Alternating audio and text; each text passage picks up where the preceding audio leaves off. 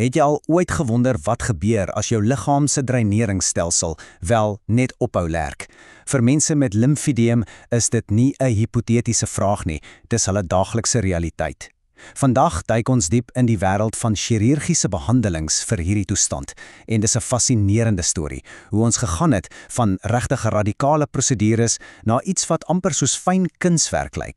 Reg, so hier's ons plan van aksie vir vandag. Ons gaan eers kyk presies wat limfedeem is. Dan 'n vinnige geskiedenisles. Hoe het ons hier gekom? Daarna duik ons in die moderne tegnieke, hoe ons die vloei herstel en hoe ons die ledemaat hervorm. En heel laaste bring ons alles bymekaar.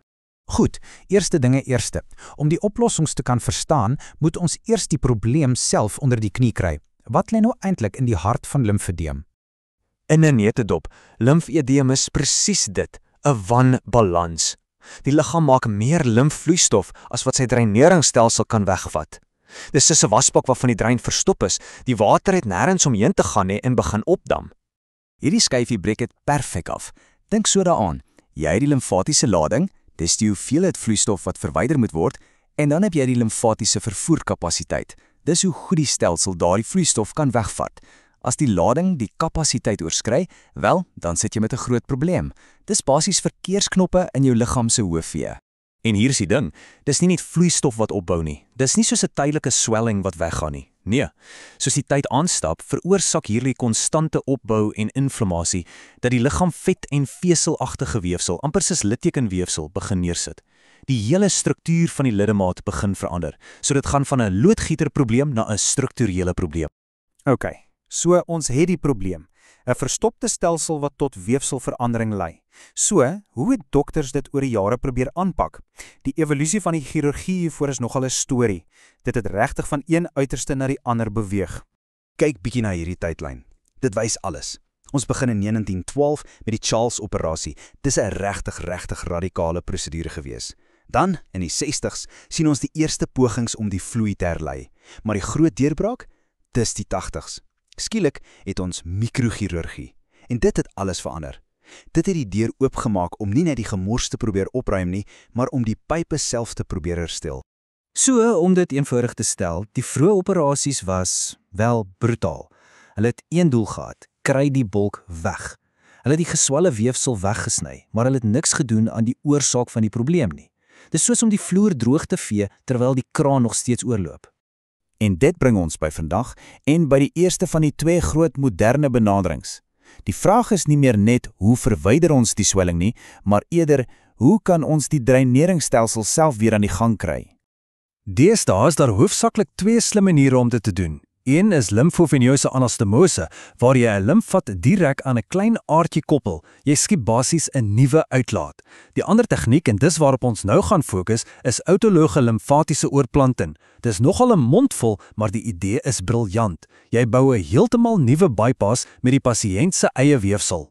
So hoe werk dit presies? Dink daaraan soos 'n ongelooflik fyn stuk loodgieterswerk. Stap 1. Die chirurg oes versigtig 'n paar gesonde limfvate, gewoonlik uit die dui. Stap 2. Hulle maak 'n tonnel onder die vel, verby die area wat geblok is. En dan, stap 3, en hier is die ongelooflike deel. Met 'n mikroskoop verbind hulle daardie piepklein vaatjies om die vloei te herstel. Dis letterlik 'n nuwe pyplyn wat geïnstalleer word.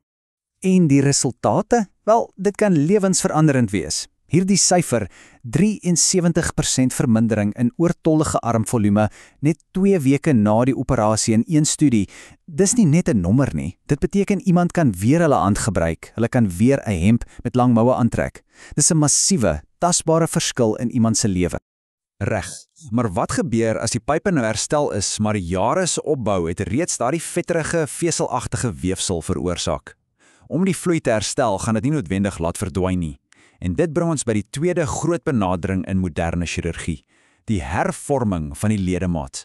Dit gaan alles daaroor om ontslae te raak van daardie weefsel wat oor tyd opgebou het. En hiervoor is daar basies 2 hoofopsies. Aan die een kant het jy liposuiging. Dis minimaal indringend, klein snytjies en dit target spesifiek daardie oortollige vet. Die nadeel, jy moet lewenslank kompressieklere dra. Aan die ander kant het jy gefaserde onderhuidse uitsnyding.